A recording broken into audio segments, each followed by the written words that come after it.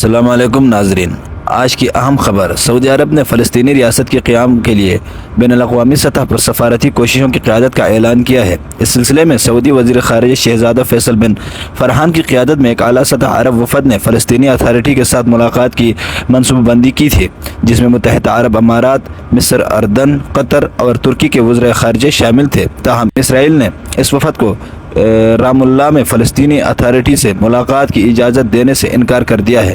اسرائیلی حکام نے اس ملاقات کو فلسطینی ریاست کے قیام کی حمایت میں چیلنجنگ اقدام قرار دیا ہے۔ تاہم فرانس اور سعودی عرب نے جون 2025 میں نیو یارک میں ایک بین الاقوامی کانفرنس کی میزبانی کا اعلان کر رکھا ہے، جس کا مقصد اسرائیلی فلسطین تنازع کے دو ریاستی حل کو فروغ دینا ہے۔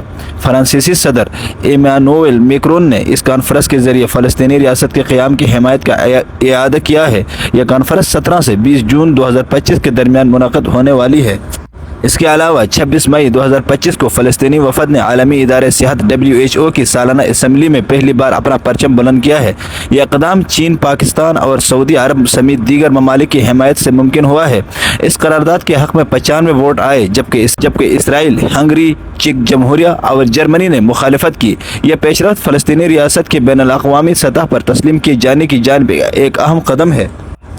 31 مئی 2025 کی صبح عالمی سیاست میں ایک نئی جنبش محسوس ہوئی۔ اسرائیل کی جانب سے سعودی قیادت میں بننے والی ایک اعلیٰ سطحی عرب وفد کو رام اللہ میں داخلے سے روک دیا گیا۔ اس وفد میں سعودی عرب، قطر، مصر، اردن، ترکی اور متحدہ عرب امارات کے وزرائے خارجہ شامل تھے، جو فلسطینی اتھارٹی سے ملاقات کر کے فلسطینی ریاست کے قیام کے لیے سفارتی حکمت عملی پر بات چیت کرنا چاہتے تھے۔ یہ واقعہ محض ایک سفارتی جھگڑا نہیں، بلکہ اس نے عالمی ضمیر کو جھنجھوڑا۔ سعودی عرب، جو ہمیشہ فلسطینی حق خود ارادیت کا مضبوط حامی رہا ہے، اس دفعہ مزید فعال کردار ادا کر رہا تھا۔ اس وفد کا روک دیا جانا اسرائیل کی جانب سے فلسطینی ریاست کے قیام کی کوششوں کو چیلنج کرنے کا کھلا اظہار تھا، لیکن دنیا کی دوسری طرف ایک امید انگیز واقعہ پہلے ہی تاریخ کا حصہ بن چکا تھا۔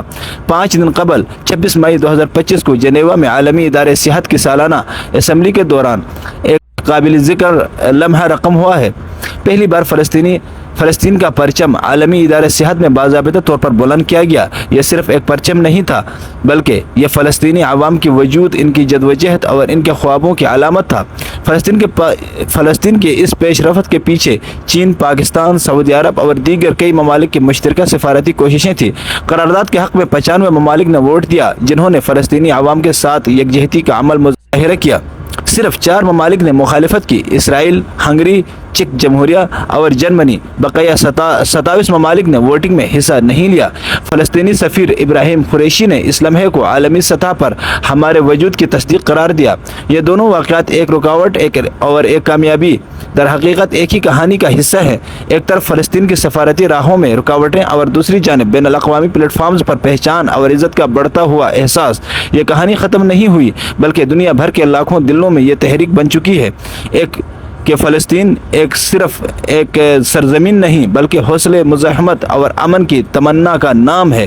انشاءاللہ آئیں گے ایک اور اسٹوری کے ساتھ، تب تک دیجیے اجازت، اور ہاں، چینل کو سبسکرائب ضرور کیجیے۔ شکریہ۔